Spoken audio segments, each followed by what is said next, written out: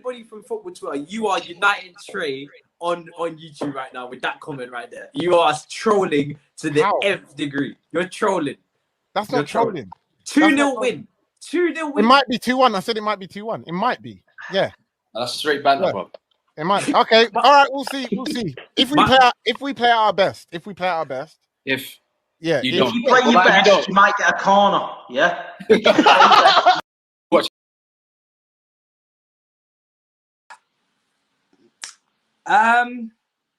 I prefer not to speak. Really, I'll let Akeem say what he's got to say. But that was, in hindsight, not the smartest move. Welcome to the back of the North. Jesus Christ, people. Good luck to us all. 3, 2, 1. Here we go.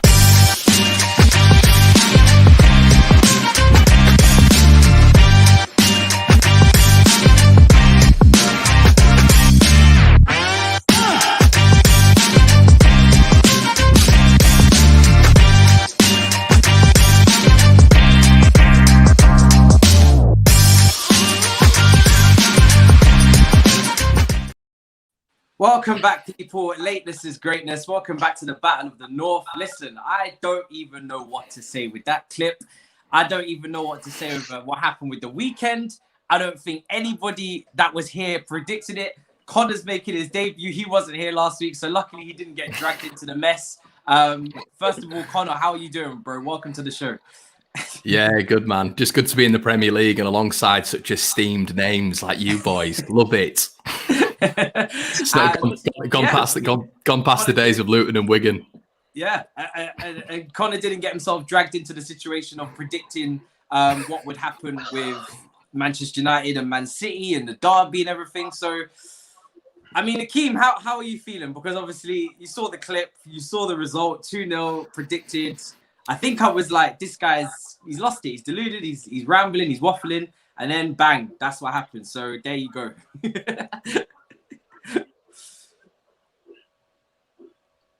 He's muted. He's muted as if he's coming. He's muted. He's muted.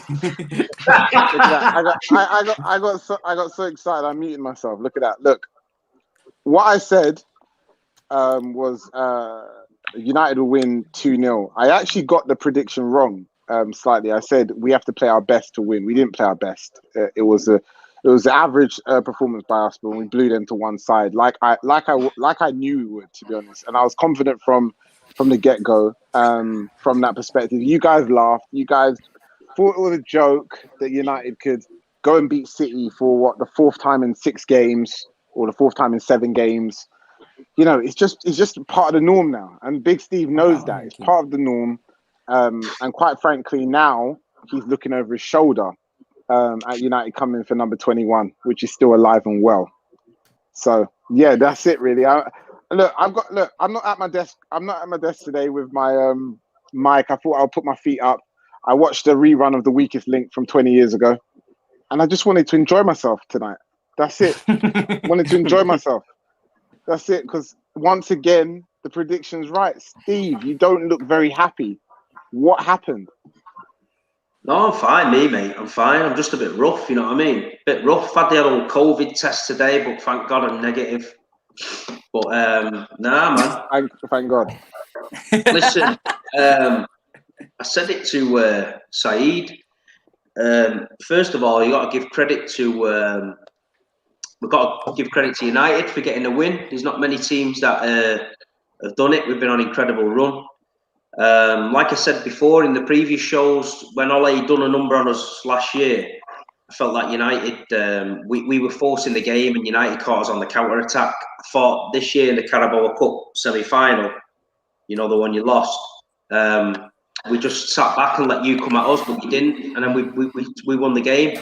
But what happened on Sunday, 30 seconds in, Jesus does an absolute madness, gives away a penalty, you score it. Game's changed straight away after 30 seconds. We can't sit back now. We've got to go for you. So we went for you. You soaked it up well. You caught us on the attack, on the counter-attack, 2-0. So you've got no complaints from me. But looking at the bigger picture, would you swap your position for ours? No. We're in every cup competition. We're 11 points clear. You've got Ollie at the wheel. I'm buzzing about And you've got a Man City tracksuit on there, Puma, so I'm buzzing with that as well. Well, I'll tell you one thing I would swap, like I said 4 weeks ago, is your left back for our left back. Please stop gassing up these Man City players that play in a fantastic system with a fantastic manager, but on their own are average. They're average players. Many of them are not as good as you think they are. And like I said, you got exposed in that game for pretty much when the system doesn't work and when the confidence isn't there, you're not really that good. And frankly, you're the best of a very, very bad Premier League right now. Like I said last week, you know, this isn't a legendary Man City side. I'm not worried about playing Man City. And anyone who's about to play Man City in the next couple of weeks, don't be scared of them. There's nothing to be scared of. They can't. What are you scared of? You're scared of Sterling and Jesus up front. You'll see. Cancelo and Mendy, Edison. Who are you scared about? Do you know what I mean? There's a reason. There's a reason we're 11 points clear. I'm worried about these guys. Akeem, do you feel like in any way, shape, and form, do you feel like you guys got a bit lucky in that game? Or I knew you were going to say that. I'm asking. Do you feel like it was a masterclass, or did you get a bit lucky? Because they still had a lot of shots attempted. They still dominated the game. Sterling missed a few chances. Do you feel like that? Because you're saying there, don't be scared, but they just went on a 21. Listen, Matisse, there's not a single game that Man City doesn't dominate. Okay, it's a false narrative. What is it that he keeps putting up on the screen? What is that? Mike, what is that? I just said Conor looks like a Yorkshire teabag. He's jealous because I'm too good looking. Oh, he got you there. I'll get on to you two in a minute. but either way, look, it's a false narrative of, you know, when you talk about Man City's dominance in games, they're always going to dominate games because that's the way they play. You know, it's a bit like Leicester will never dominate games, and on paper, Leicester always look like they're slightly struggling, even though they're in control in their own sort of way, because that's the way they want you to play. They want to soak up pressure. And Man United don't mind not having the ball the way we are now. We don't mind the team playing in front of us. And when Man City does actually play against sides that doesn't mind them playing their own game and setting up well defensively, which, by the way, Matisse, as much as you say luck, we defended fantastic. You know, a lot of people want to get a Harry Maguire or Lindelof or even Luke Shaw on his bad days, but why don't we talk about how well United defended in that game? It was great. You've defended well for one game. You got beat off Sheffield United. Yeah. So are you going to win? Are you going to win every single? We've got to lose 4 games. Yeah. You've got to win every single one. You'll lose against West Ham next game, and it's all forgotten about. No. Your Derby Cup's gone.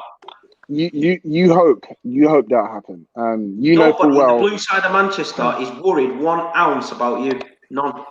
So how do you feel after that result, Steve? Because obviously you guys had a record that you were going on. Obviously, no one wants to lose to their rivals. Is that something that you just completely move over to the side? Any long-term worries about Man City, the way that they tried to break open Man United and failed to? If they were 2 points behind us and we lost that game, I'd be really, really upset about it and fuming and that. But at the end of the day, only like 6 or 7 weeks ago, we were like 8 or 9 points behind everybody else. Now we're 11 in front. So what we've done is unbelievable. So as a blue Mancunian, we're happy.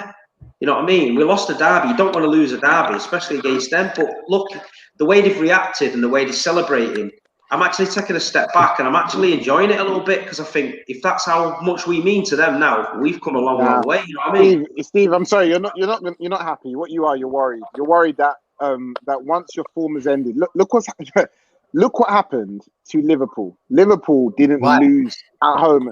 Liverpool didn't lose at home every time. Wait, hold on. I'm not criticizing you. I'm actually just telling you the facts. You didn't lose at home. Sorry, for 2.5 years. Am I right? Is it 2.5 years? You didn't lose at home in the Premier League. So, all right, 3.5. Sorry. You lose at home, then you lose 5 in 6. Sorry, you lose 5 in a row. It was 6 in a row. 6. Form and confidence. Yeah, form and confidence changes everything. You are now worried, Steve, that your next game could now be part of your capitulation, which is what I predicted could happen. And that's what I'm saying. I'm not saying it will definitely happen. I'm not saying that, but you cannot tell me you're happy and confident. You can't tell me that right now. Right Listen, now, we've you're won. worried about your next game. We was on a 28-game undefeated streak, yeah? We lost one game, and you're telling me I'm now worried. No, what I'm saying is, I'm not saying you're worried overall, but I'm saying you're worried about how your team's going to react. You have to be. 90 other teams in this country that would swap their position for ours right now. That's all I've got to say. I mean, Conor, what's your take on that Manchester derby? Because obviously everybody's saying Manchester's red. For me, it's a little shameless when you're bragging. I mean, I saw certain accounts on Twitter bragging about them stopping Man City twice towards their years where they actually still went on to win the title. I was like, okay, take the win, enjoy your win, praise your team, but then to be belittling Kevin De Bruyne and to be, coming with all this smoke. I see even Saeed did it on the Big Six, questioning Kevin De Bruyne, questioning players. You're still, 11 points behind? Like, you're still not going to win a title since 2013. I think a little bit of perspective comes into it, but I don't know. As a Leeds fan, you really don't like Man United. You really don't like Man United. I'm just saying, like, I'm going to put this in my perspective. If my team had won a London derby against Tottenham, but Tottenham were 11 points clear of us, and then I started bragging about London is blue, I would be. I'd be looking and thinking, okay, this is a bit shameless. I'm not embarrassing, mate. Listen, I can't speak for people saying what colour that Manchester is. Right now, Manchester, obviously, look, you've won more recently. I don't take that away. I'm not the person who said that. But what I will say is, you shouldn't.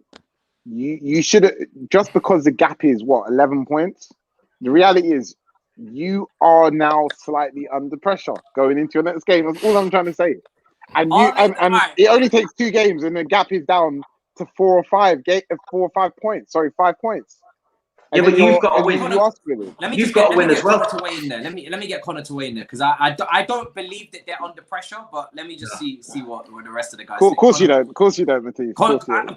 It is what it is. Conor, what do you think of this? No, I mean, they are where they are because of penalties, aren't they? Man City are by far the best team in the division. They are by a country mile. Yeah, I mean, it's derby rights, though, isn't it? That's what everybody loves, and that's why we love this game. Like Steve was saying off air, like back when they were shit, it was all about derby rights. Sean Goater would score, Paolo one chop, and they'd get the goal, and then they'd beat United, and that'd be that. But at the end of the day, when you take a step back, like Steve just said, they're 11 points clear. They're unbelievable. Unbelievable. There's one team in Europe who's better than them this year, in my personal opinion. That's Bayern Munich. That's it. So when you look at it from a stand-back perspective, they're the best team in the country, and it's good for Akeem. It's nice. It's Derby Day win, but the roles have completely reversed, and I love it, mate, because Akeem, I cannot stand your club. I'm on the same with Steve, mate. I can't stand you. So I'm loving it, mate. It's great. Connor's coming here. The reality is, Connor comes smoke, boy.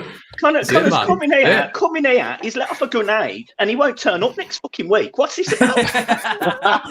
I've positioned everyone accordingly for good reason. I mean, there's a reason why I've made the Man City, Leeds, and Liverpool fans surround Akeem in this corner, just to see how it goes. I mean, DJ, how? It's fine.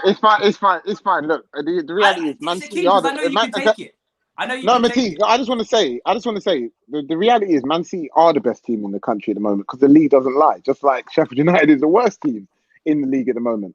Do you know what I mean? I don't want to ever get into the conversation of City. City are not the best team in Europe, or one of, until they prove themselves in the Champions League, and they capitulate year in, year out. Obviously, they don't capitulate in the second round because they get the dodgy draw, like they do every single season, same as the FA Cup. Coming from a Man United fan. No, it's fine. Steve, we know how the narrative works. You always get through the second round because you get the easiest draw, just like you do in the FA Cup. But sooner or later, you come against a team that is of something. You in the semi-final and beat you. And that's it. No, I'm talking about you. We're not talking about United. But it's fine. I'm not. The thing is, it sounds like I'm trolling, but it's factual, isn't it? We look at the last 5 years of Man City.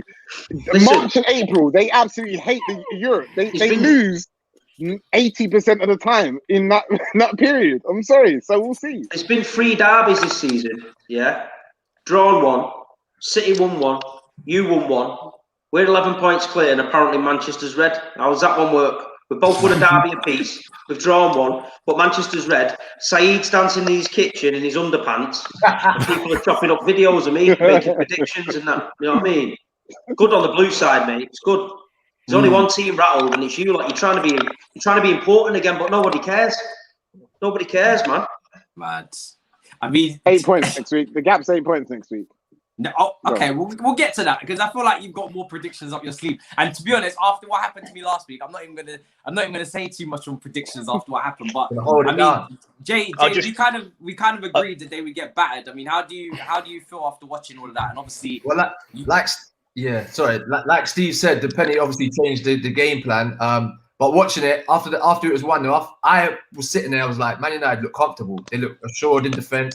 The team looked very balanced and. To be fair, City looked like they were kind of running out of ideas. Like they was having the ball possession, like Akeem said, but I just felt Man United were just comfortable in that game. I didn't see City really coming back, and the counter attack was always on. And once the second one went in, to be fair, it could have been 4-0, bro. The amount of chances they had, Marshall again, even though he had a good game, finishing still pants, Akeem. Just letting you know, finishing still.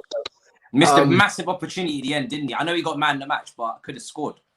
No, but to be fair, Marshall played well, but the finishing still needs to be looked at. But yeah, overall, I thought United played really well, and they look comfortable. That's the most comfortable I've seen them. Like City, it's just one of those days of the office, Big Steve. You know what I mean? You just dust yourself off, take the L, and you move. 11 points. Yeah, like De Bruyne, he must have misplaced about 10 passes. And it was like, you know, you just look and you think, what's going on here? Gundogan was getting in Rodri's way. They were falling over. Cancelo, when Shaw went on that run, to not know that he was going to chest it past him was a joke. And then De Bruyne should have just tripped him and got the foul.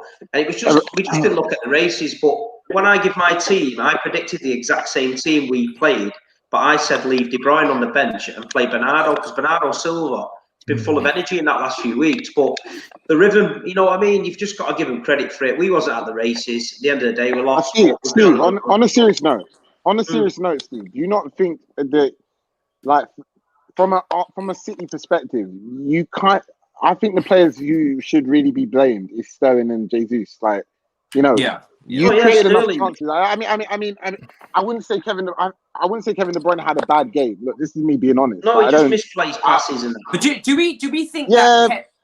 we think that Pep rotated the team a little bit for the Champions League? Because I was expecting Bernardo Silva to play, I was expecting Foden to play, and again they didn't play. I want to get your take on that, Mike, as well before I go to Steve, about the tinkering of Pep, because I don't get it. I feel like he overcomplicates things at time. I'll go with you, Mike, and then I'll go to Steve now, because it is a worry. The biggest thing that I would say is, and obviously Akeem, straight up, I need to know the lottery numbers for this week, so you write them down, send them over to me on text you. But like, for real, it was kind of like when I watched that game, I sort of didn't get obviously, it was a massive game for Man United, and I get that, but it just didn't seem the same for Manchester City, and that's because obviously they're on this massive winning run. And I think you're right, Matisse. That's sort of changed the team. It was almost like they were more focused on the Champions League. It doesn't strike me that any of the Man City fans, even any of the players, are that bothered they've lost the game, because they probably know that next week they'll go and win again and they're back on the horse, if you get what I mean. I don't think they're that bothered. And I get that impression with Pep at this point. He sort of knows it's more important for him now to try and secure that Champions League, because in my opinion, he's already won the Premier League and it's March. It's already done. It's 11 points clear. It's done. It's finished. So that's why I think he rotated his team. But he rotates loads, and eventually I think it will bite him on the arse. But the problem is, as we discussed last week with the league, who's even going to catch him next season? That's the problem we've all got. He can rotate as much as he wants at the minute, because no one is anywhere near Manchester City. Did Jay want to interject there in terms of? I thought you said something about next season. Like no one's going to catch them next season. Were you talking about next season as well? You just talk about this season. Next season. No, I'm not having that. No chance. Who's going to catch him? Sorry. I completely disagree. Like this team is not as good as people think. They're 11 points clear. They're 11 points clear. They're 11 points clear because the chasing pack have been poor. They've been really bad. Chelsea, Man United, and Liverpool have not been at the races. If they were, City would not be. Yeah, they'll still be top. But how many points? How many points for Manchester United behind Manchester City the season that Liverpool won the league last season? So Man United. What I'm saying is Man United. Okay. And Liverpool, and again, no disrespect to Liverpool. Liverpool have got a rebuilding job. It's not a criticism. So if you look at next season, the only team that I think can catch them is Chelsea. And I'm on the fence whether they're going to catch up that many points. You know what? I just think, look, I think it's a little bit different to that. I think it comes to Man City, and I'm not disrespecting their side or the quality that they've got, but I think this season was all about who can deal with the transition of having no fans and playing every 3 days, who can manage their squads as well as possible, and who can ultimately play with no fans. Man City have done the best, clearly. That's the reason why they're top of the league. I don't think this team is not 11 points better than any other team in the league. I'm sorry. They are just on form at the moment. And that's the reason why I will be shocked if they win, if we finish this league season and they're more than 8 points ahead of the second place. I'll be shocked. They're not that good. They've just won 21 games in a row. I think I don't know. I think you're overdoing it. Look. Form. Look, we speak about it all the time. Look, they were on form, incredible run of form. But just because they were on that run of form, it doesn't make them, light years ahead of every other team in the league. You got to realize, even if you look at Chelsea and Man United, or even let's look at Leicester and Man United, the second and third best team in the Premier League at the moment, you could count on one hand, even in the last 2 months, on points dropped by Leicester and Man United stupidly. Okay, but if you add up those opportunities again. No, but Man City don't drop those points. So you're playing. I'm not. They don't. Yeah. No. You don't get me. I'm not disputing that. I'm just saying. Look, last kick of the game, Everton. To those points. What I'm trying to say is it's not as if Man City is winning 5-0 every week and all the teams are losing 3-0. It's not that big of a gap. It's just the fact that, unfortunately, some of these teams, like Man United, have not been able to string performances and wins and consistency together, and Man City have. That's all I think it is. What would be your response to that, Steve? Just before we finish up on the Manchester derby, and obviously you've got every season, Pep seems to over-rotate in the Champions League, and you seem to get knocked out when in games you really shouldn't. And again, the rotation on the weekend might be to compensate for the Champions League, or because I don't know. He said he's trying to keep the team ticking, he's rotating it, and he is, and it's worked for him. But we can't judge him on one game. I think this season he has changed his mentality a little bit. I think that we're more controlled as a team. Last year, the Lyon game was massively disappointing for us. Every man and his dog knew what Pep did there, and I think he knows. So this season he's got to put it right. But don't forget, we had a bad start to the season. We were miles behind everyone else. He did a poll on Sky Sports. Is Manchester City's title over? I think it was 89% yes. We've got no Sergio Aguero. We have no Kevin De Bruyne. We played with a false 9. We went on a mad run. I said it on the Big 6, we'll go on a run, and we did. So, look, we just got to keep doing what we're doing and just get this league won. And then Pep Guardiola in the Champions League, they'll always judge him on that. But if he won the Champions League and didn't win the league, they'd blame that. So if he won whatever he wins, he's always, he didn't do this or he didn't do that. People just don't like giving, especially the Reds, don't like giving credit where it's due. Interesting. I mean, it's going to be interesting. I mean, Akeem obviously saying that the points will go down again next weekend. I think in terms of score predictions, I'm not going to do that now, but I hold my hands up. Fair play. Do you know what I'm saying? Fair play. You got the win. I predicted some mad scoreline. It didn't come true. And the clip's there for everyone to see. I want to move on to Leeds because you guys, right, obviously debut for Conor as well. 4 defeats out of the last 5. You're in 11th, but you're in 11th. So it's not like as if you're in a position where I can really scrutinize. Of course not. It's your first season in the Prem. Bielsa's been doing a great job. Or how do you see it as a Leeds supporter? Because everybody looks at Leeds and they say you guys are very like kick and rush. Like you're very like up and down in terms of your form. You're very expansive in the way that you played, but your defending is very reckless. I mean, how would you just describe supporting Leeds? And feel free to throw in your hatred for Man United as well if you want to. Yeah, I think the 6-2 was the worst day I've had in a long time, to be quite frank. But we've been a joy, an absolute joy for everyone this season. I mean, we've gone to Everton, beaten them there, gone to Villa with the home record that they had, beaten them there, gone to Liverpool when Liverpool had their full team, by the way. You know, Everton's gone there with a bit part Liverpool team. What have we done? We went there and we should have won the game. You know, so that's, I mean, Van Dijk there, Gomez there, and this is it. You know, we're doing unbelievable. We've had 15 centre-back combinations this year. We have five under 23s on the bench per game. It's unbelievable what he's doing. It's freakish. So are we going into games and losing games against teams like Everton and Villa, who are spending 500 million quid on the squads? Yeah, of course we are. You know, we've not had the parachute payments that Fulham and West Bromwich Albion have had for years and years, the yo-yo clubs where they get money off and money in. We've not had that. We've been out the division for 16 years. Bielsa might as well have gone and taken Coventry for the squad standard and brought them up. That's the level of what we're working at right now. So it's unbelievable what he's doing. It's freakish, and he's brought the city back together. And we're going to be a threat. I'm telling you. These next couple of years, Mike said it, so he'll go back on it now because he's on a podcast. But serious, we're going to, you know, the next couple of years, we're going to be an absolute threat because we've just got a championship side at this moment in time. But you know, you've seen Rafinha. Rafinha's been the first one in, and he's frightening, absolutely frightening. He's coming to us, mate. Thanks. Connor's given a great. Do you have the money to pay for him, James? Oh yeah, 60 million for a backup. No. Don't worry, we will get him. Now, basically, it came out I think yesterday that even when we don't make Champions League unless we win it, we'll get to that later.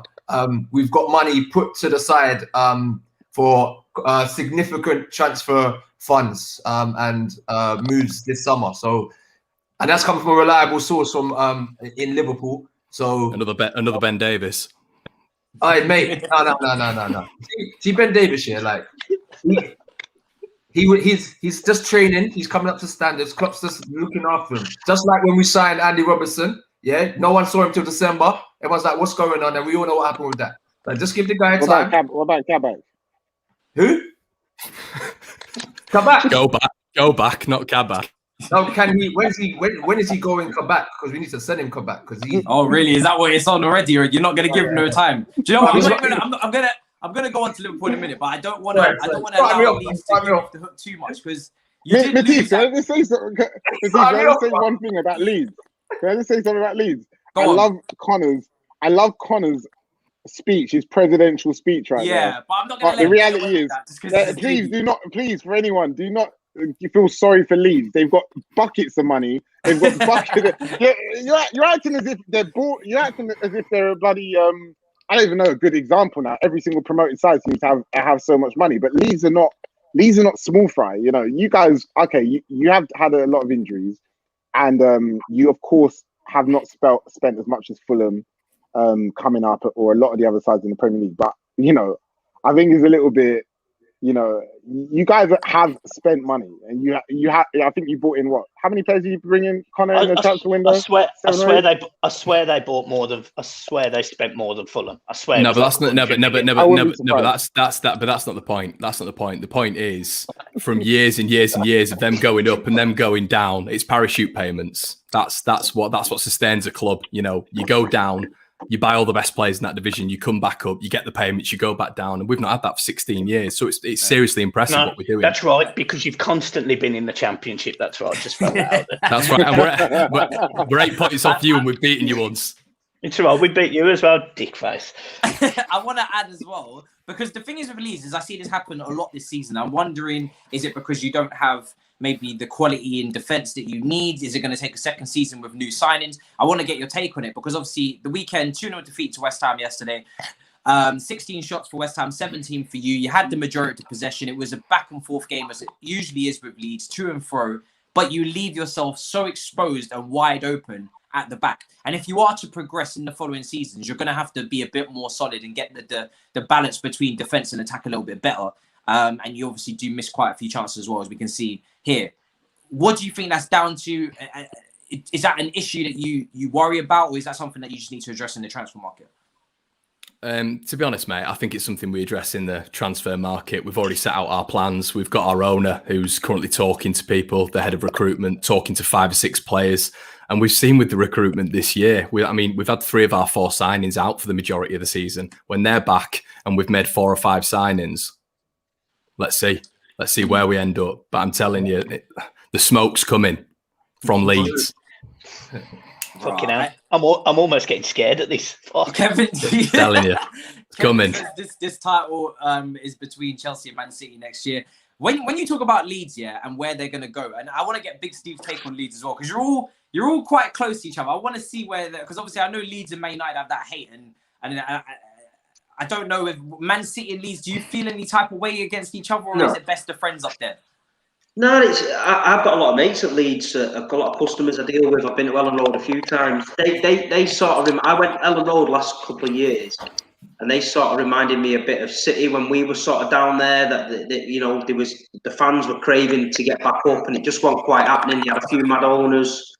I think I was there one game. They were projecting some protest on the side of the stand, and everyone was kicking off at some mad Italian owner they had and that. And yeah, so to be honest, Leeds, they're a massive club. They're a club you want in the Premier League. When I was growing up, obviously, I remember Leeds winning the title with Chapman and Mel Sterling, and that when I was a kid, they were like, I was looking up to that team, So I've got a bit of respect for Leeds. I think what he's done this year, he's came in, and he's obviously he's a great coach, and he's tactical, and he's thinking, and he's got his own philosophy, and he won't bend it for nobody. So you got to take your hat off to him for that.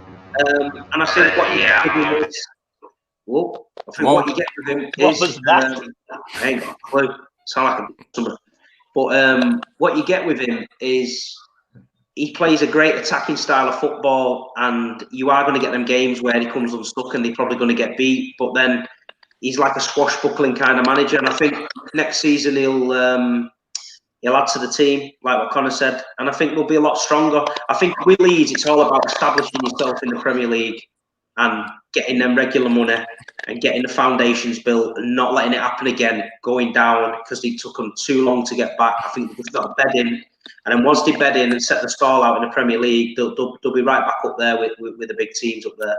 I think the key thing to look at is Aston Villa. Right now, we've got 35 points. Aston Villa finished the season last year on 35 points. We've got 11 more games, and look where they are this year. Mm. It's very true. Very true. I mean, the thing is with Leeds, I can't really hate on them. I know, obviously, there's always beef with Leeds up and down the country, but I'm too young for that. Do you know what I'm saying? And you're welcome for Patrick Bamford, of course, as well. Do you know what I'm saying? I think you guys, you have a lot of potential. Do you know what I mean? You're playing the right way. You're attacking. You're fun to watch. You kind of remind me of Blackpool, but obviously not going to get relegated in that sense. But Blackpool with the same kind of free spirit under Ian Holloway when they were playing as well. Charlie Adams smacking them in. So I'm actually there's no real beef with Leeds yet. If you start to get in conversations where you're going to be challenging for top 8, top 7, then obviously it's going to get quite ropey next season. I mean, I want to move on to Liverpool. I don't know whether I want to do it. Matisse, just to cut in there, really sorry, man. So basically, what you're saying is because Leeds aren't in the conversation, they are irrelevant. Yeah, is that just to clarify? They're not, though, are they? They're not in the conversation. It's mad. Matisse, we've beaten them. We outplayed them at Goodison, and he's got this front. I don't know what he's doing. I don't know why he's got the front. Great Wall of China for some reason. Just to be straight. Firstly, I really like Leeds. I do. I really like Leeds. I like the way they've come up and everything. I love the fans as well, but they've got one particular dickhead that just my agenda. Take it. It's funny. I have to say as well, the thing is, Everton Leeds, I feel like you guys, again, Everton have broken into it this season. Everton still have to maintain that. You've both got, top quality managers at your clubs. There's potential there, to really sustain what you're doing. But we'll see. Do you know what I'm saying? It's not easy to break into this so-called Big Six. I know Everton and Leicester have got a lot of disrespect this season, but Everton, Leeds. Just remember that. Everton. Fucking yo-yo club. Can't get anywhere near the top 7. Same old every season. You love it, yeah. Fucking love it. I'm not gonna let Jay get away with this for any longer, right? Because I don't know what the hell is going on at your football club, but this is becoming a joke. Because there's no way, just because you had 3 players in that lineup that are not regular starters, you guys should be losing at home to Fulham. In my opinion, the rest of the 11 goalkeeper, left back, and then the midfield upwards should have been able to take care of Fulham, in my opinion. I know Fulham have been doing well recently. I know Parker's, got them playing better. He's got them better organised. They've been getting results. But what is really going on over there? And I don't even know if I asked you this last week, but have you actually sacrificed top 4 now? Because it's getting there. Bro, like, I'll talk about that next. But I think when I saw the lineup come out for the game on Sunday, about 1 o'clock, I said, Klopp sacked off the league. He sacked it off. He totally sacked it off. And he's put all the eggs in the Champions League basket, in my opinion, because we was only 4 points off top 4, and he's putting out a team like that. Pure, there's no rhythm. The players that he's putting out, some of them were 3rd, 4th choice. Let me give you an example. Our back 4, Robertson, and then you had Phillips. I don't mind him, to be fair. He's come out of this with a bit of credit. Williams shouldn't be nowhere near like the under 18s, let alone the first team. And then you got Nico Williams. But you know what, right? I wouldn't give Nico Williams a hard time, because if you look who was in front of Nico Williams for that game, right? Yeah. Shaqiri. So Shaqiri is not giving you anything going backwards. And to be fair, he's not giving you anything going forward. So, like, it's just, mate, Klopp has sacked off the league, and it showed on Sunday. And to be fair, Matisse, I think I tweeted out, I fancy Fulham to win 1-0. And I had a man, I tweeted it. I had a man at me like, no, you can't say that. I said, bro, Fulham are going to beat us, because there's been a blueprint. If you look at all the defeats we've had, like all 6 of them, they've all had the same familiar pattern. Yeah, we've had possession, don't really go anywhere, and then around 40 minutes, 45 minutes, apart from Everton when they scored that early goal, we let a goal in. We're always going to let a goal in. We're not creating anything, and Klopp is still playing the same formation. And it's a sign of madness. Like, if you keep doing the same thing, you're going to keep getting the same results. And we keep getting slapped at home. I think teams are coming to Anfield now, and if they don't come away with a win, they're going to be upset. They're going to feel disappointed, because we're there for the taking. And I feel, obviously, like, confidence is real low. And this is the time we really need our fans. And it's showing, because a lot of men are getting away with murder out there. A lot of men are getting away with murder, where, like, they're not running as hard. If there's fans, if you think about it, the fans in the stadium, if some of the players are cheating, the fans are gonna be on them, and they'll be like, shit, you know what? I got to work a bit harder. You know what I mean? So, what players do you think is not like shown up, like or performed at the level that they should have? Like, you know what? Obviously, everyone's going to think Thiago, but for me, I'm not really judging Thiago yet, because Thiago is a square peg in a round hole, and they're playing him in his wrong position. For me, you'll see the best of Thiago if he has Henderson and Fabinho with him. And then that's when we'll see the best of Thiago. So obviously, he's played 17 games, no goals, no assists. So it doesn't look good stat-wise. But I'm looking more into that and past that. And I'm not going to go ham on Thiago. Obviously, we've got to look at our creative department, because our defense has just been massacred. So I'm not even going to look at it. Yeah. Obviously, Trent and Robbo have been a bit off, but they've just been found out. Everyone knows how we play. We've been playing 4-3-3 for the last 3 years, and it's the same players every week. We've been found out, and the last 6 defeats, most teams have done the same type of thing. To come back to who's obviously not on form, Firmino is the most obvious one. Mane's obviously output hasn't been good, but he's still trying for me. And a lot of man said, I was speaking to a lot of Liverpool fans, and they're saying since he's had his hair transplant, he's gone tits up for Mane. I don't know if you know he's had the hair transplant. But yeah, it's just, I don't think there's anyone that you can really. Everyone's just some bad form, bro. Like you can get away with like 1 or 2 players at a time having a bit of a bad run. Someone else will carry them through. But we've literally got about 8 or 9 players in a bad rut, and there's just no sign of it changing, to be honest. Okay, so I want to ask everybody this, and anybody chime in.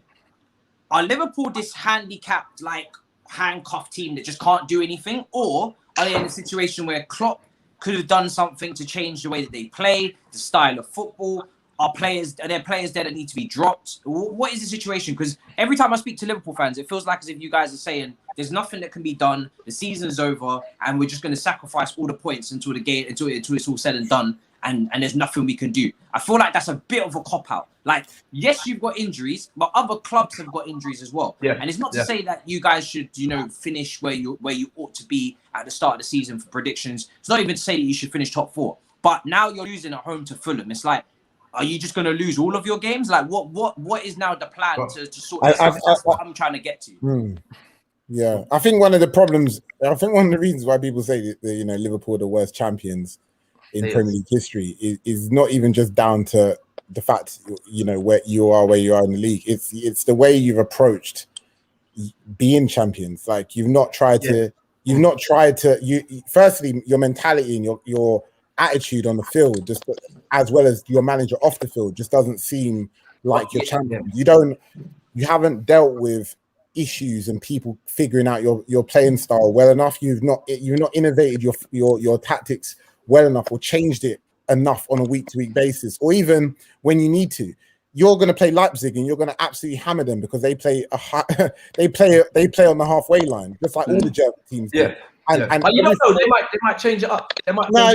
You'll beat them easily. In my opinion, those games for you, for Liverpool, are easy because teams that play like that are easy. But in the Premier League, unfortunately, that's the downside of being the best team, is that everyone is watching you. It's a little bit like when Anthony Joshua would fight a random fighter from, I don't know, Kazakhstan. That fighter has watched Anthony Joshua more times than the other way around. But he actually, that is the reason why Andy Ruiz, I know we're not talking about boxing, but that's the reason why Andy Ruiz had an advantage over Anthony Joshua, because he sees them more. And Liverpool have been kind of the team that everyone has watched as an example, alongside Man City, obviously, for the last 2.5-3 years. And you guys, like, forgetting about the injuries, forget about the transfers. It's like, why have you not got a plan B? You should know that teams are going to set up knowing how to play against you because they watch you 50 times a year. Klopp's come out recently.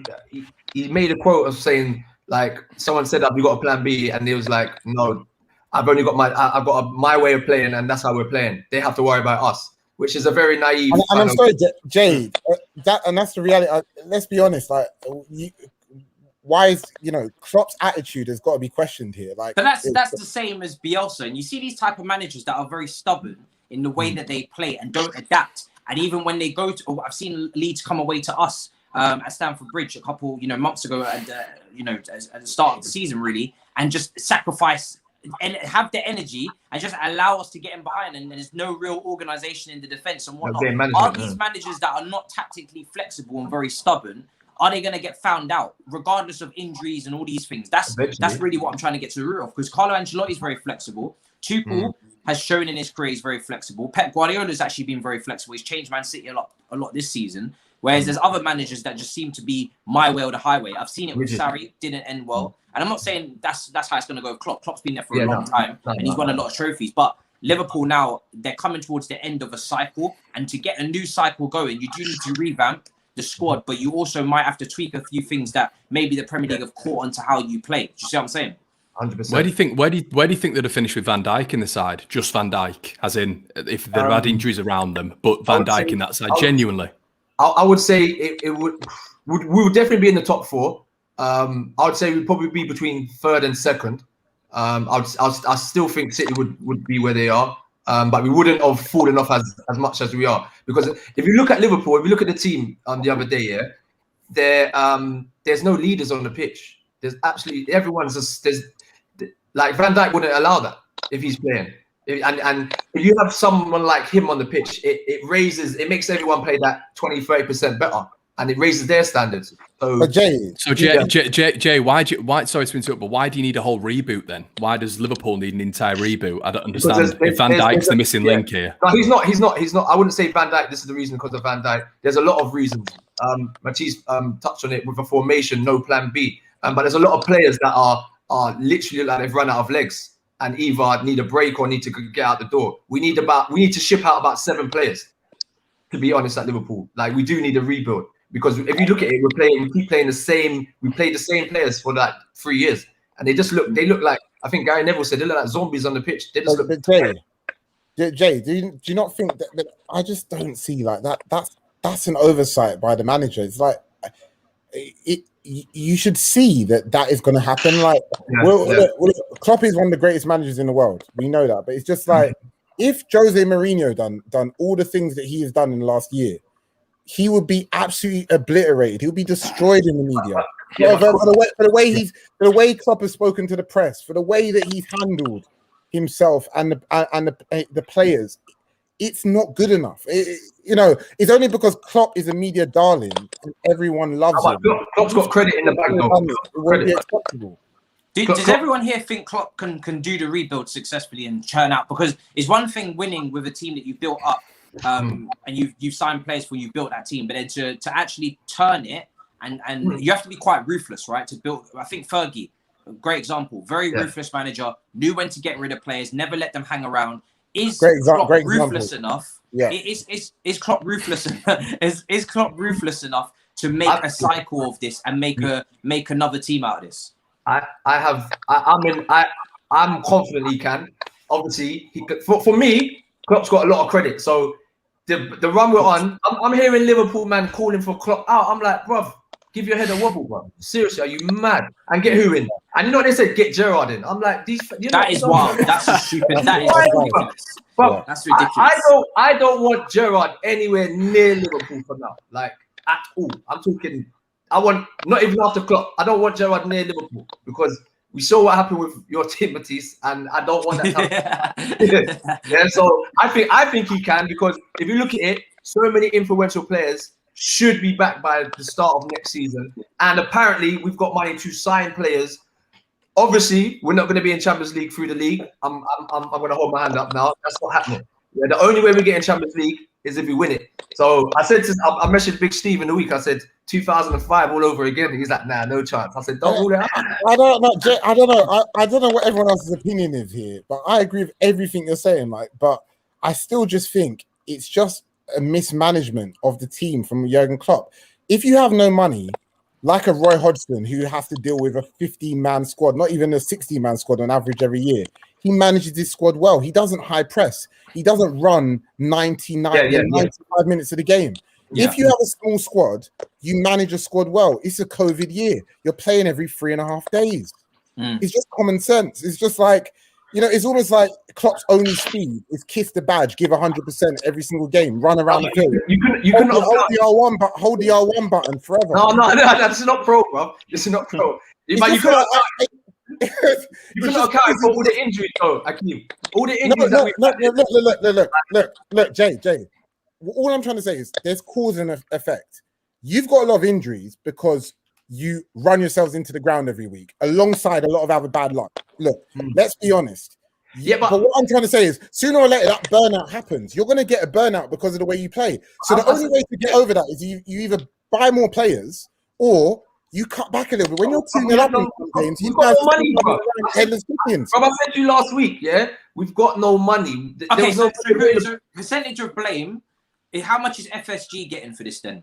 I'm putting that on. I'm putting a lot of them on. I'm putting like 80% on them, bro, for not investing. When you're at the top, like Akeem will know, back in '99 when he keeps telling us when they won that trouble, they reinvested. Yeah, all right, they reinvested. We didn't reinvest. It's like we got to the top and then that's it. Like we made it. What do we do now? And I don't think they was just happy to where they were and they didn't really think about, right, let's push on. And I kind of saw it in the players as well last year, to be honest. Like if you see when we came back after the restart, the form's kind of been the same. Like we've kind of just been a kind of level, so it's kind of just been going downhill. Like we've lost quite a lot. Yeah, I don't know, man. I agree with you. I just think, look, again, going back to a team that's nowhere near your level, of course, but Roy Hodgson worked out 2.5 years ago. If he loses Zaha at any stage of the season, how would his team cope? And he's made his team perform now without Zaha playing. That's one player, though. That's one player, bro. My point is Klopp should have worked out from this amount of time. What if I don't have my 2 or 3 best players? Look at Man City. 4, 5, 6, 7. Look what Man City have done. Man City rotate a lot, which people criticize. But the good thing is they don't rely on. And I'm not trying to compare the squads. I'm just saying they don't rely on a particular player. That's all I'm saying. They They've purposely made that so they don't have to rely on someone all the time. But they've also spent a lot of money that Liverpool in the last summer. Oh no, of course. I'm not. Don't forget, we lost Leroy Sané, Yaya Toure, Vincent Kompany, David Silva. So we've got to replace him. So we have to spend the money. You know what I mean? 100%. Steve, I want to ask you, because when I spoke about Klopp being ruthless in terms of getting rid of certain players, one of those players I was alluding to was potentially Firmino, right? Because for me, if you're going to play with a striker now and you want to evolve this squad and you want to turn it over and you want to move on to a new era, he's one of them players you have to look at and be like, is he really good enough now in this role? I know they signed Jota, but I don't know if he's going to play, up front all the time, or is he going to be left wing or what? But he's not really a out and out striker like a Haaland or something. So you could still buy in that position. Maybe similar to a Gabriel Jesus, who can cost you games at times as well by not taking chances. How do you rate a player like that for you? Or do you think it's not as drastic to get rid of this amount of players? First of all, with Liverpool, I think early on in the season when they done Palace and that, I was watching them, was thinking, I can't see anyone beating these. Even City, I thought they're a level above us. Obviously, Van Dijk injury. But what happened was, I was getting the feeling that a lot of players were hiding behind that Van Dijk injury. I think a lot of them were not performing up to the standard they was the year before. And then every time they had a bit of a bad game, all the fan base sort of went, oh, it's because of Van Dijk. It's because of Van Dijk. So then, obviously, there's bigger problems there for me at Liverpool. I mean, you don't lose them amount of games at home. If they lost them games to the top 6 teams, you could sort of handle it. But there's people like Fulham, Brighton, Burnley going there. So the team's got to look at themselves and perform at the end of the day. Klopp's body language, obviously his mum passed away and things like that. But I say to Grizz all the time on the Big Six, I say, look, there's always an excuse here at the minute. But what scared it for me was last couple of days of the transfer window, the shopping in the bargain basement, they're getting a player on loan from a team that's getting hammered in the Bundesliga. They're signing a kid who they're all trying to tell me is the next best thing from the Championship. For a title-winning team, it's desperado. And if you've got money set away in the bank, like you said before, why didn't they get it out of the bank and strengthen the team now? That's what I think. I think there's problems there. I think Van Dijk comes back, but I think people are going to go to Anfield now and think, you know what, we can get into these. Let's have it. Why the fans are not there? Once the fans come back, I feel a percentage of our game will go up. So it's a 12-man situation, yeah? And listen, I've been to Anfield loads of times, and I've been there when it's, and I've had to take a step back and thought, yeah, man, it's bouncing. And I've been there when it's been a myth as well, when they sing "You Never Walk Alone" first minute, nothing all game, and then at the end. So, but when we're touching on Firmino, I think Klopp's got to change something. Like Jay said, he's gone in there with his same team for the last 3 years. They've blown everyone away. People are getting onto it now. They're knowing how to stop it, and he's got to change it. And I mean, if that means selling Firmino and bringing some cash in and doing a rebuild like they did with the Coutinho money, then I think the fans will take that. You know what I mean? Salah doesn't look the same. Mane and Salah don't look like they even talk. They were putting Henderson at the back, Fabinho at the back. It was just, I don't know. This season's just been a write-off. They just need to get in that Champions League and, like you say, rebuild next year. Mike, you see, do you consider your season, because we're going to go to Everton now as well, would you consider your season a failure if you didn't finish ahead of Liverpool now, after everything that's happened? No, really? because don't let me get away with that. No. Straight. He's talking absolutely waffling. Mate, you shouldn't even. Everton being here. I'm trying to see if the No. Look. The facts are Liverpool have lost 6 straight games at home. Fair enough. Everton have also lost 6 games at home. It doesn't matter whether you do it in a row or you do it spread out. We've lost 6 games at home exactly the same as Liverpool.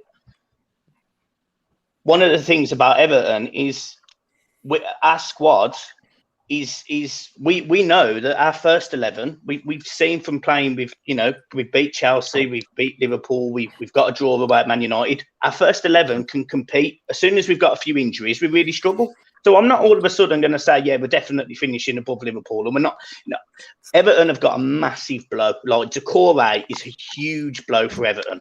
Yeah. The fact that we've not had Alan for 12 games beforehand, we've now lost Doucouré for the rest of the season. Ooh. We've had left back out, we've had right back out. The rest of the season he's gone. It's out for 6 weeks. So yeah. You know, so this is what I'm saying for Everton. It's sort of, as horrible as it sounds, it's almost damage limitation. And if we can finish in the top 6, top 7, that's a great season for Everton. But I'm not saying Liverpool can't finish above us as a result. I'm not saying that at all because they could. What is Europa this year? What position does it go up to? 6? I think it'll end up being 7. That's what I'm looking at, and I don't want Europa, bro. Seriously, I'd rather not be in it. So you're one of those guys that would say take a step back to go forward. Yeah, definitely. Because yeah. Sorry. That's probably the right thing for Liverpool because they have just been champions, and the worrying thing for Liverpool, just cutting straight into like. I'm not one of these fans that are just going to go in on people because there's no Liverpool have had their problems and they've had them since the start of the season. In my opinion, there's the whole Van Dijk thing's a bit irrelevant. As Conor said earlier, Leeds went up there. The first game of the season was very unlucky. They lost 7-2 to Villa with Van Dijk in the side. I think the problems were there, and that was because maybe at the start of the season, even before that ball was kicked. They got the champion. They won the league. Fair enough. Well done. Credit to them. Best team in the league. They didn't adapt. They didn't change. The style didn't change. And as a result, teams knew what they were coming up against, as Akeem rightly said. Yeah. Klopp should have done more in the summer. FSG also should have done more. Was he allowed to though, really, Klopp? But this is what I mean. I don't know. But surely he's just won the league. Surely he's got some money. You know, you get millions for winning the league. That's what I'm thinking. But the issue with Liverpool, I sort of see the same thing that happened at Dortmund. You know, Klopp won the league with Dortmund, and then he couldn't rebuild that side after he started losing some of his best players. And that would be the worry for me with Liverpool if I was a Liverpool fan. Do you get what I'm saying? I'm trying to be constructive without digging at Liverpool. I fully just expected you to just blow them apart, but you decided. Don't get me wrong, Joe. I think a lot of it. Look, the reality is, it is. As much as people make banter about it, you know, the reality is you have had a terrible spate of injuries. Just like, obviously, Conor's mentioned about Leeds. You know, Man United's not had it too badly, but there's been a lot of notable injuries. Everton, which Mike has just mentioned, we know the problems Leicester's had, which is why they've done a phenomenal job for that matter. And, you know, again, going back to why Man City have been so good is because, you know, Man City's got a full strength squad, which is not lucky. I'm not saying it's lucky. It's just, again, goes back down to managing this era, this period that is so different that managers are probably not even used to understanding how to balance the squad. And the managers and the teams that are managing to play every 3 days with the same intensity, keep the attitude, keep the mentality up, and also keep their fitness levels up.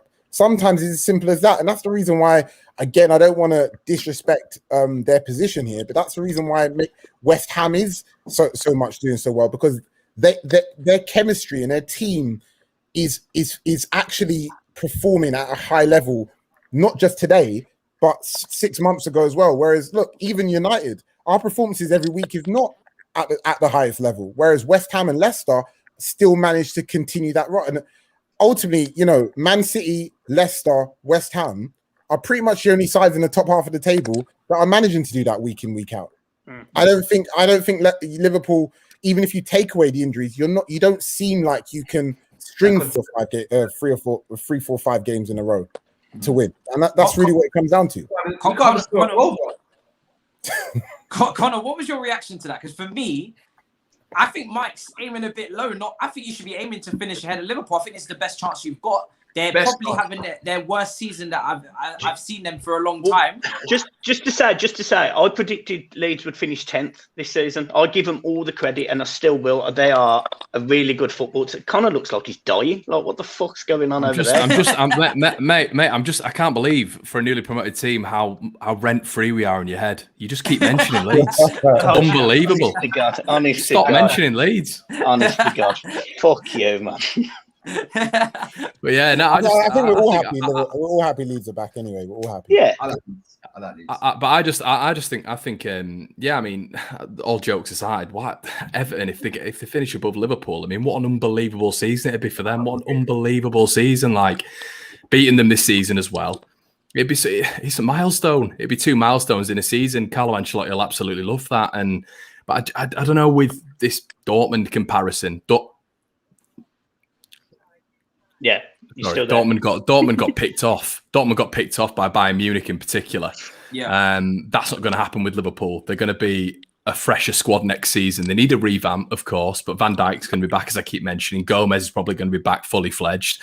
Thiago might be fully in the swing of it as well, because all the players are around him at that level. You might see a ripple effect with Mane and Salah. So I don't know if you can compare it to Dortmund. I think Dortmund's a completely different saga, to be honest. Obviously, now we have to get onto Everton. I mean, listen, we all know who I support, but Mike, what happened? Because only one shot on target.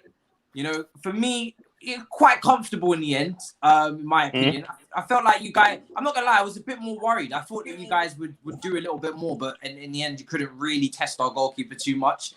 Is games like that the ceiling for Everton? Can you not crack that away from home against the big team? I mean, I don't know your record against the big teams away from home. I was actually expecting it to be a little bit closer. What did you make of the game? Because it didn't feel like you could deal with the balls in behind, Kai Havertz getting behind constant. He obviously got man the match. There was a situation as well. We could have the penalty. It kind of hit the arm situation. Yeah. I'll kind of let that slide. I'm not going to lie, whatever. But what did you make of your performance? Yeah, so obviously 2 days before we were hit with the news of Decore, and look, we're not a one-man team by any stretch, but Carlo got it wrong, and it happens occasionally. Obviously, he hasn't got the squad that is capable of keeping the performance up. For example, Everton have won away at Tottenham this season. First game of the season was a fantastic performance. We've got a point at Manchester United, which Everton usually struggle at. That was a good performance. Obviously, I know Jay doesn't like speaking about it, but we went to Liverpool and we got that result, which you can't necessarily take too much about that, because Liverpool aren't playing well at home at the minute. But Everton aren't necessarily at that level yet, but you can see the progression. So we went into that team. I looked at the midfield, Andre Gomez, Sigurdsson and Allen, and you just know that none of them can help support the back four apart from Allen. So when you've got your midfield, where you played quite a flat midfield with Jorginho in the middle as well, it was very obvious that Kai Havertz was going to try and pick them gaps. And you actually said that you play like a narrow front three, and Kai Havertz found himself Mason Holgate in the middle of the park. Don't know where he'd gone. He'd gone for an absolute wander into midfield. Ball gets played through. He's in one-on-one because our defending was so shit. We just showed that we're not a top 4 team, and we're certainly not a top 4 team if we have injuries right now. And are you missing James Rodriguez then, big time? Well, we missed his creativity against you. If you think about it, at the start of the season, we were quite similar to Leeds. We were scoring lots of goals. We were top of the league, but we was also conceding a ton of goals as well. We were conceding 2 every game for the first 7 games. We conceded 16 goals in the first 7 games, but we were scoring loads of goals as well.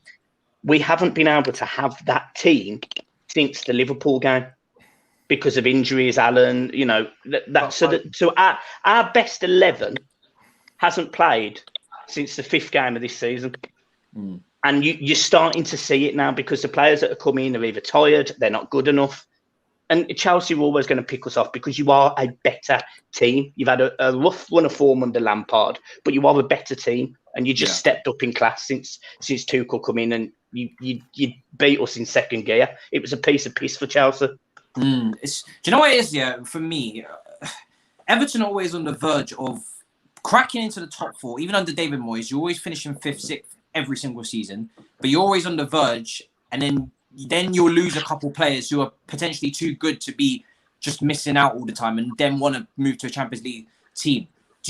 Because again, I keep sensing this, where Everton are on the peripheral of cracking in the top 4, on the verge of winning a trophy like the FA Cup, but they never actually get it done. Do you think Carlo Ancelotti can make that next step this or next season, or are you going to get picked off again, and then you're going to start losing your best players to the likes of, Man United, Chelsea, whoever comes in, Man City, whoever comes in for those star players? How do you feel this plays out? There's a couple of big differences between them Everton teams of the past. So firstly, we've got more money now, so we can go and replace a player if they are bought by Man United, for example. But also we have got Carlo Ancelotti, who isn't a mug. You know, he knows exactly what he's doing. He knows exactly what he needs to get a team into the top 4 because he's done it his whole career. It's going to take time. I mentioned it last week about the pillars, and I said about the mentality change. And the Liverpool game was pinnacle to us because we hadn't done it in 21 years. It was a massive result, irrespective of how bad or good Liverpool are. It was massive for Everton, but it's going to take a bit of time. Do I think Everton can win the FA Cup this season? Well, we've got a massive test in the quarter-final against Steve's lot, you know, and you know, they are the best team in the league for a reason. Everton are going to really struggle. It's at Goodison. Maybe we can get a result. We played well against them a few times over the last few years. Maybe we can beat them. Maybe we can win the FA Cup because we have played well against the big teams this season. But Everton are still not a fully. We've got 11 good players. Maybe 12. We're nowhere near a full squad that can compete with you lot. But we're better than Leeds. Had to sneak that in there at the end. I mean, for the last segment as well, we know it was Champions League night. That was obviously quite exciting. We was going on just as the Porto game. Unluckily for us, obviously, Porto game clashed and there was a madness going on there as well. Juventus are out. Ronaldo's out. We've seen the decline of Barcelona as well. Messi's getting on. So these players are out of the game. In terms of maybe on the decline quite quickly, and you know they're not going to be able to carry their teams like they would.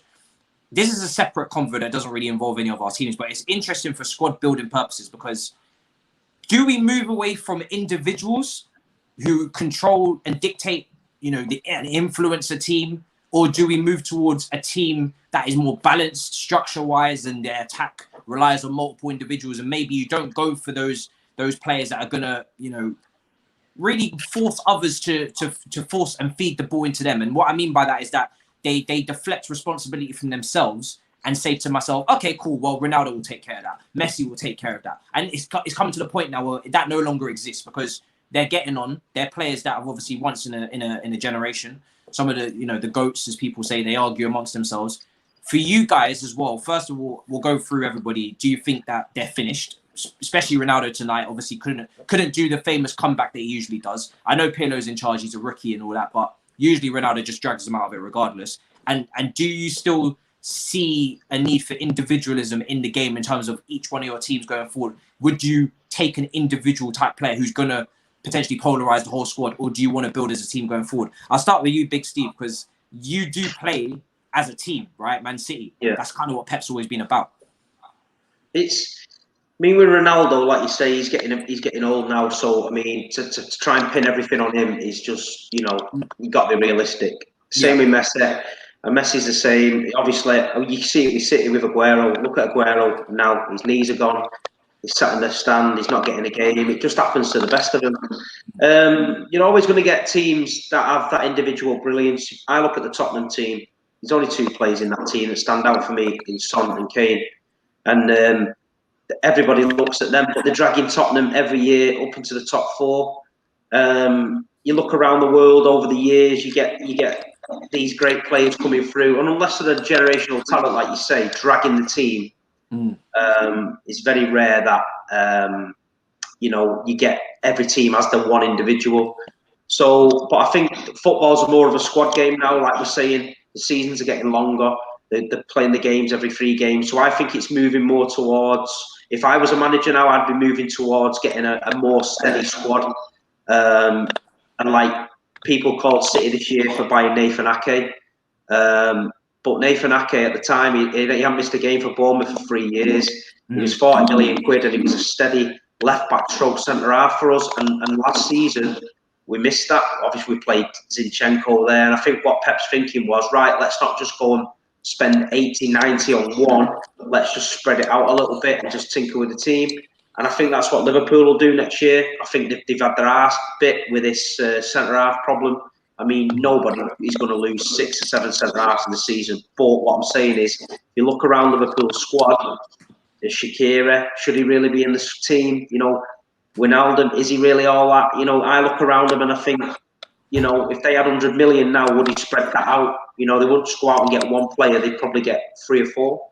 So I think the game's definitely moving towards a squad game. I look at Everton's team, Decore, Allen, Rodriguez. They've just added 3 quality players. They've not gone out and bought one, you know what I mean? And they're a better side for it. So yeah, them days of the individual dragging a team to a title, I think that's going to slow down now, and I think it's going to be like a squad game and how good your backup squad is as well. You know what I mean? We've seen that a lot this season as well. I mean, Conor, your game is all about team play as well. It's literally, if anybody can't, from an athletic standpoint, keep up, they're out the team anyway, because you guys run the hardest and the hard yards are done there. So do you like that, or do you wish sometimes, when we talk about Leeds sometimes struggling to score because maybe efficiency-wise and conversion rate, they're not doing it, do you sometimes wish that you had one individual that you could funnel the ball to and make things happen and give you that cutting edge, or are you happy with the way that you're going about it? Yeah, I think it's got its limits, but we're not on the City level, unfortunately. But the squad is definitely the way it's going, and I don't know if it's ever been that polarized apart from now. To be honest, you've got Messi and Ronaldo. Have we ever seen that before? You know, it's always been about the squad. You look at that, even the famous Manchester United squad, the '99 squad, the famous Bayern Munich sides. It's all been about the unit and, you know, getting to that objective. I don't think ever in history, maybe Maradona, as I've said, has it ever been two players dominating world football for the past 15 years like this. These two are just freaks, absolute freaks. So, yeah, I think the squad is massively important for us. If there's individuals in there, it means there's egos in there. And this is the problem that we're going to face in the next coming years, because they're going to want to run for Bielsa. Are they going to want to put in the hard yards when they can go to Villa or, you know, Everton or Tottenham and maybe do less work but get paid more money? You know, and they might win more. They might get into good positions. We might not straight away. And I think that's the level that we're coming up against now. It's these players that are championship players that he's elevated to 10 out of 10 every single week, and he can't get more out of them. And I think that's good. The gap is going to be where Leeds succeed or fail in terms of our metric, not winning trophies, but where we're going to finish. That's a really interesting point, right? Because usually when you get these star players like your Neymars, your Mbappes, and Tuchel spoke about this as well, it's hard to get them to do exactly what you want. Sarri struggled with Ronaldo, same problem. Do you think Bielsa has his limitations in that respect then, because he arts so much of his team athletically, that you might not be able to have your top players play for your team if you was to keep progressing? Because like you said, they potentially don't want to do that graft, and it would have to result in trophies. Otherwise it would just absolutely not be worth it. Yeah, and I think that's probably, you look at his career, Espanyol, Bilbao, Lazio, Marseille. It's never been the top teams, but I think that's because, I mean, he has been approached by Barcelona. That's well known. But I don't think, I mean, he turned that one down as well. He did Argentina. It didn't really work out for him. Argentina, he won Olympic gold, but people don't see that as an achievement, which is fair enough. But yeah, he's struggled when it's come to getting the players. He had a big problem with Crespo and Batistuta running for him and being part of that setup. And I think that was testament to it. I think Batistuta was at Fiorentina at that point. Crespo was at Lazio at the top of the game. So he wasn't able to get that out of him. That's going to be the problem for Leeds. It's getting those players who will die for Bielsa. This group will die for him. They will all die for him. They'll leave it all on the pitch for him. And we love that as fans. Because we're a hard-working group as fans, as a fan base and a culture, and they do it on the pitch for us as well. And it's going to be a transition for us, not only the players, but yeah, I completely agree with you, mate. I don't think it's going to be an easy transition, to be honest, and it's going to be really interesting to watch. Mike, I'll let you chime in there because I can sense a rivalry between you and Conor building as the weeks goes on. Go for it. No, it was just him saying die. It was so intense. You know what I mean? Like, I almost got shook, almost, apart from the fact it looks like a fucking teabag. He's like his club. He can't deal with the pressure. Yeah, you're fucking joking. You're having a fucking laugh, aren't you? I think for Carlo Ancelotti, obviously, he has managed some of the biggest teams in the world. He's managed some of the biggest players in the world. He has managed Ronaldo. I think with Everton, it's got to be a team. And you did see that, as Steve rightly said, we did go and recruit a team. You know, we went and got Ben Godfrey, who's been absolutely phenomenal this season. We went and got players in midfield who have been brilliant. We just need to keep going as a team, bringing in team players. There's no point Everton trying to get in some massive Galactico, which I'm not saying that we couldn't necessarily. I'm not talking like a Neymar or anything, but you know, like James Rodriguez, a lot of people would never have thought that he would have signed for Everton. Yeah. So, you know, for example, if Everton made a move for someone like Isco, who we've been heavily linked with, it also, you know, it doesn't surprise me, but equally, I think he's trying to build that team, fill it out a little bit. So when we do have the issues that we've had this season, it isn't a one-man team. It's a team of, say, 18 players who can come and fit in a little bit. So for me, yeah, it's all about the team. You've had that issue before where you signed Sigurdsson and you had Rooney and then you had too many 10s as well. So it's going to be an interesting one. Does he play with James? Does it work? I mean, if anyone, I think if Ancelotti's going with it, then it'll probably work because he knows the two players very well from obviously his time at Madrid. Jay, what's your thoughts on it? Because you're going for a rebuild. Yep. Yes, maybe. Because the thing is with Liverpool, right? Do you have enough money because players are expensive regardless. Do you have enough money to go and get multiple players to sort out all these potential issues? Or do you just need one little cherry on the top, one big... No. I tried to tempt you into it. You tried to bait me, but no. It's there to see at the moment. We're lacking squad depth. So we need to be prepared for injuries. Injuries happen to everyone, and we've been ravaged with them, but we just weren't prepared. And the players that are coming in are just not good enough. So for me, we definitely need to spend 150 to 100 million, whatever it is, on several players that are of a high quality that can come in straight into the team and also be out of the team, i.e. like a Jota kind of quality. He can start and he can also be a sub. So we need to get players of that type of ilk to come in that are kind of like certified, not like Ben Davis and them kind of like that. We need of a certain caliber, because listen, we're Liverpool FC. Like, we can't be shopping in Quick Save and Safeway. Yeah, we got to be top Marks and Spencers and all that type of stuff. So we need to get back to that. You've never really shopped in Marks and Spencers, do you? You've always been like Tesco Express. Do you know what I'm saying? Like, VVD though. Products. VVD. Think about it. When was the last time Liverpool really went for one of the best players in the world? Apart from Van Dijk.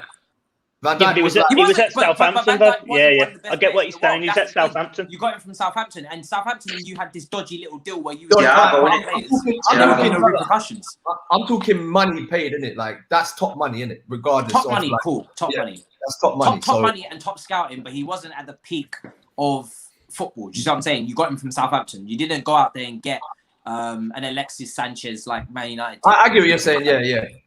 Well, we'll wait and see what happens this summer without Champions League, who we can draw. You know what I'm saying? But I'm real. That's what it is, man. With no Champions League this year, you lot enjoy next year. We'll be back in a couple of years' time. And Akeem, we know your club's been famous for this. Alexis Sanchez, Ibrahimovic.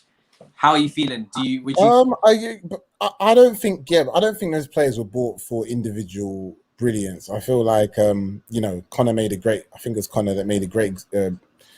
point of talking about the 99 team. We didn't, there was no player who was outright better than everyone else. Jay, don't do that. I didn't mention it. It was actually someone else. Look, we didn't have a player that was outright better than anyone else. And it's like, to be honest with you, in every team, you notice you need the importance of these players who are not necessarily the best players in the world, but they have fantastic engines. They have great leadership qualities. They have great mentality, and ultimately, they're the players that drive the team forward. Even Liverpool during their great periods over the last 2 or 3 years, when Henderson wasn't in the side, as much as people criticized him, you ultimately didn't have the same impact. And I think my point is here, I don't think that's the way a lot of managers even look at their squads now.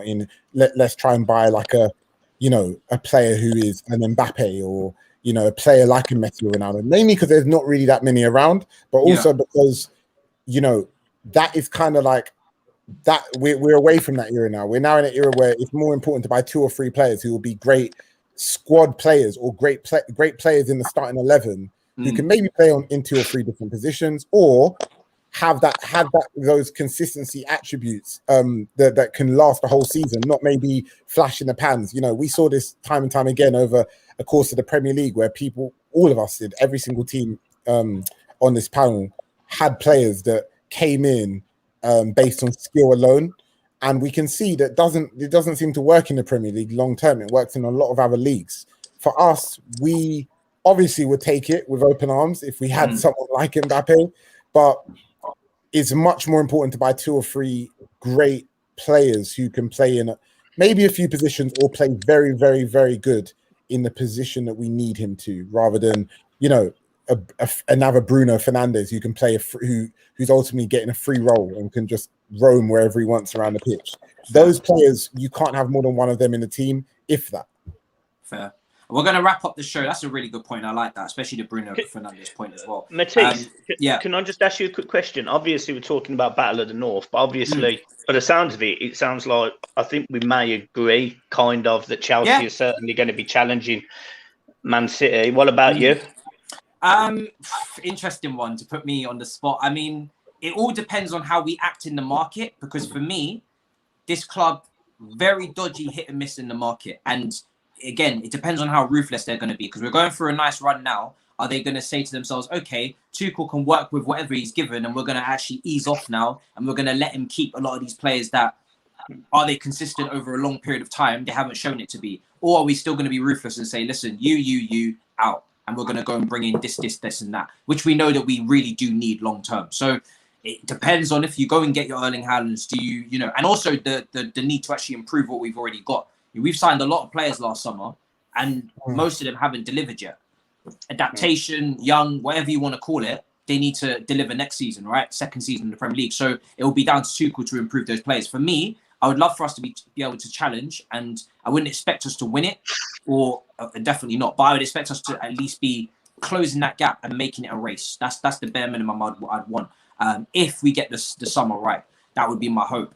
For me, the game of the week as well on the weekend is probably Man United versus West Ham. So we'll do predictions, and obviously make sure you guys shout out your channels as well. Let them know where to find you. Links is in the description for everybody on screen right now as well. We'll start with you, Akeem, and work our way across because it's your game. Man United versus West Ham. That's what I've selected as the game of the week because it's on Sunday. I feel like that's a difficult game. West Ham are in great form. We've been bigging them up. So how do what's your score prediction for it? This is going to be a tougher game than the Man City one. You're bad. No, it is. It's going to be a tougher game. No, I don't understand why that's funny. Steven's fuming. Look, it's going to be a tougher game. I can't see anything more than probably a 1-0. We'll win by 1 goal. I think it's going to be very, very tight. I do not see many goals in this game, so I'm just going to go for 1-0 West Ham. 1-0 Man United. Oh, hey. That's what he really. 1-0 Man United. There we go. That's what he really thinks. Mike, what was your score prediction? 3-1 United.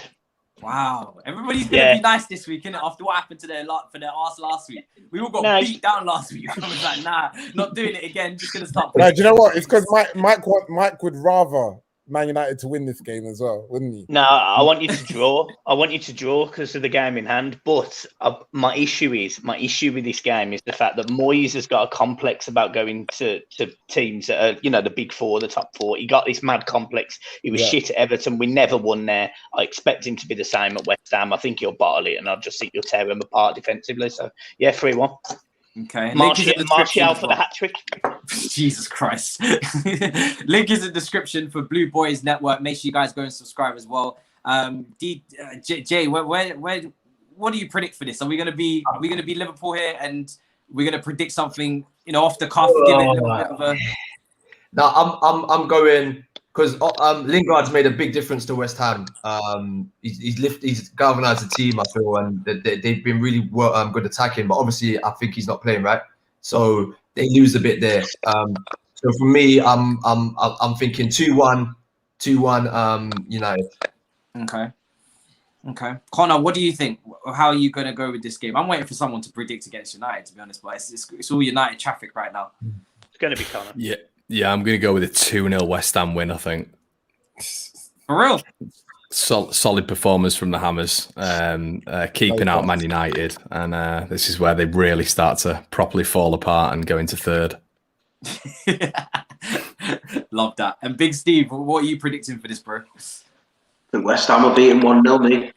Oh, this is where it all turns. Turn up out there. They're all going to come out walking around the pitch, because they won the Derby Cup, getting all excited and that Manchester is red and all that, and then just get bumped back down to earth. Who's City playing? Say again? City have got Southampton tomorrow. Don't worry, it'll probably be Okay. Let's be real. Normal service resumed, didn't it? Yeah, normal service resumed and all that. Don't worry, I'll be texting you if not. Don't worry. No problem, mate.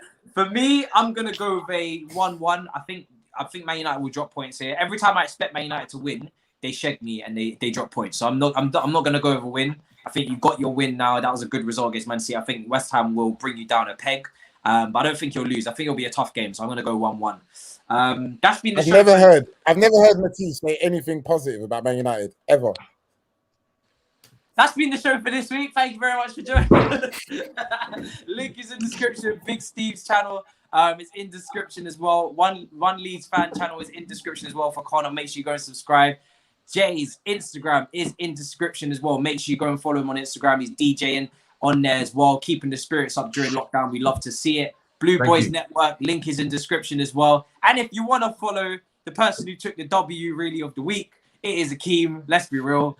Link is in description as well for his Twitter. And again, the prediction for the West Ham game is up now, so we'll see what happens. I've played it safe, I'm not going to lie. Regardless what way it goes, I feel like I'm all right. Do you know what I mean? It was a draw. I'll see you guys next Tuesday as well, 10 p.m. And hopefully the Champions League don't shag us again in a bit, people. 3, 2, 1. Here we go!